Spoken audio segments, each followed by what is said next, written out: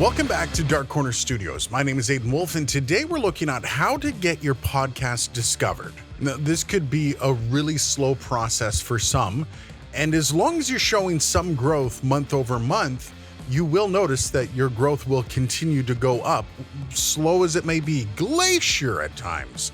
But don't worry, that means you're creating content month over month that people do want to consume. It's just you're in a sea of hundreds of thousands of podcasts.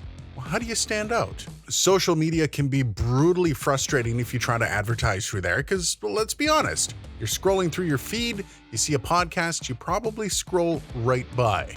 And if you just leave it to the Apple and Google gods, what ends up happening? You release your podcast to the nethers and it just sits there. So what do? How do you get your name, your podcast out there to the world for it to be eaten up because it's just so great?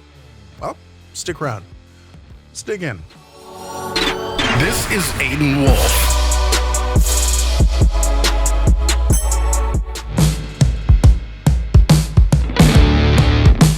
Now, if you're new to this channel and you're trying to figure out how to get your podcast up to snuff so more people come in to listen and stick around for more episodes, you might want to check out this episode up here. That'll give you all the tools you need to produce the best possible podcast to pique people's interest. But for those that are just trying to get their podcast out there are a few things you can do.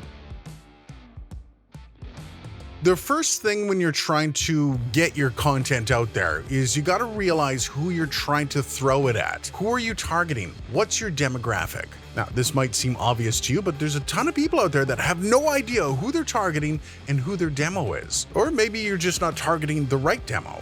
So when you make a target demographic, you want to make it as narrow as possible. And for good reason. You want to make sure that the people you're targeting properly. Just imagine you've got a podcast about adult diapers, and for some reason your target demo is 19 to 25 females. Wait, why did I go with adult diapers? Why does my brain go there? Wow, learning a lot about myself here today. Anyways, you get the point. You have to make sure that the content you're throwing out there is going to the right people, because you can spend a lot of energy and resources hitting the wrong people and it literally just bounces off. Nobody's interested outside of that core demo. You want to hit that perfect demo and you want to hit it hard. But that's only part of it. You also want to look at what their lifestyle is. It's actually a really important fact. So if you know that the core audience might be young parents, that kind of information can really suit you up well for doing your target demo and trying to figure out how you're going to get your podcast out there later on. Now, this is the toughest part. You've got to actually take all that information you gathered, and then you've got to put that together and try to find out where you find your listeners. And a lot of this stuff is kind of grassroots type sales, but you know what? It's worked forever and it will work for you. So let's take, for example, you have a movie podcast. Now, where do you think movie freaks would more often than not hang out? Movie theaters. So why not approaching a movie theater to see if there's any kind of association you can have with them? And just a pro tip, when it comes to movie theaters, a lot of those independent theaters don't mind actually bringing somebody on board. Maybe there's a give and take you can do. Maybe there's something you can help them to do, so then they will promote you in the long run. It's a pretty simple process, and it's just as simple as going and asking. You will hear no, but you know what? You'll never know. Maybe you do a sports podcast. Maybe it's about a specific team. Now, sometimes the Los Angeles Kings or the Lakers or the Mets or the Yankees aren't going to be bringing you into the fold. But what about the farm team? What if you were to focus on some of the up-and-coming talent on the farm team? I bet you any money you could probably get into a lot of those teams and maybe have a lot more contacts so that maybe you can work your way up. If you want to see proof how this works, check out Steve Dangle on YouTube. The guy has gone from sitting in his bedroom doing videos of the Toronto Maple Leafs to basically working on a major sports network and has a thriving YouTube channel. Any partnership, low level, whatever it is, will provide results, because any partnership that's willing to put your name out there is going to provide downloads for you. And you know what? You might be real low level at first. You might only end up with 2 or 3 extra downloads a month, but that's what you need for growth.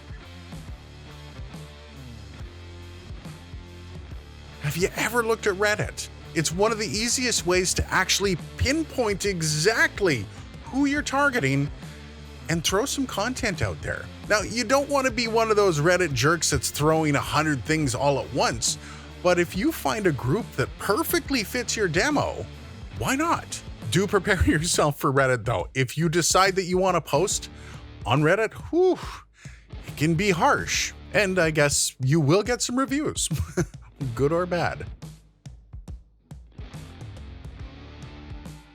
What I'm about to say does not mean you're going to go out and find a podcaster and trade subscriptions with them.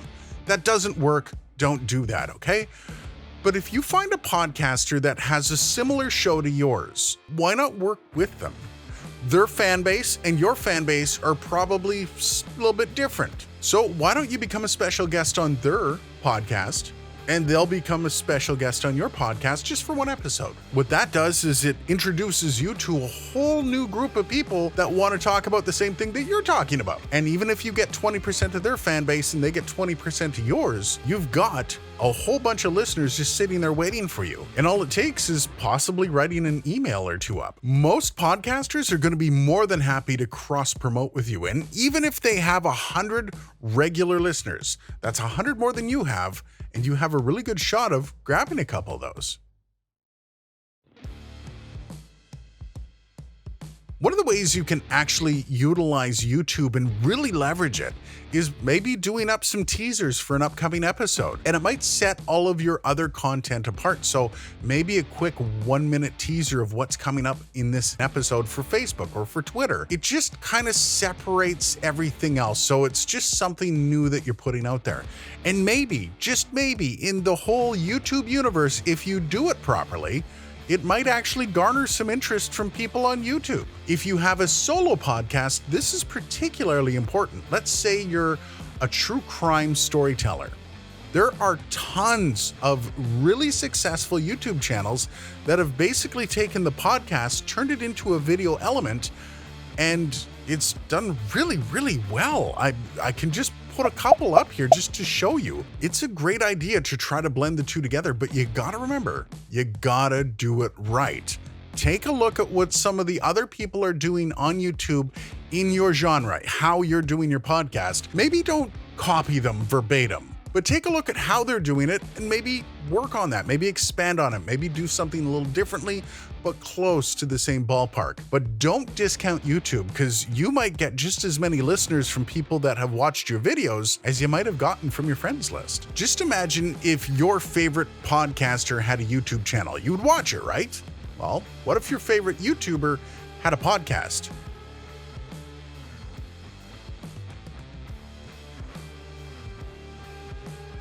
And lastly, and I know I mentioned this before, but social media posting.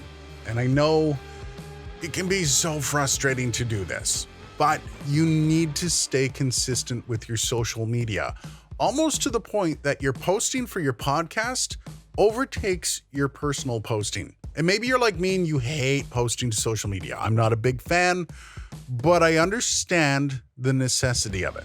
This is where people can really discover you and really can make that attachment where they feel like they know you and they feel like they're becoming part of your life, which is really important when you're trying to grow a crowd. Now, I'm not saying that you want to go out and you want to start spending money on social media, because that's not the way to do it. You don't want to go in and just drop $40 in an ad campaign and, you know what, let's do it, get her going. For the most part, the average person like myself may get some very good hits on social media. You might get some stuff that's going to do a little bit better than others.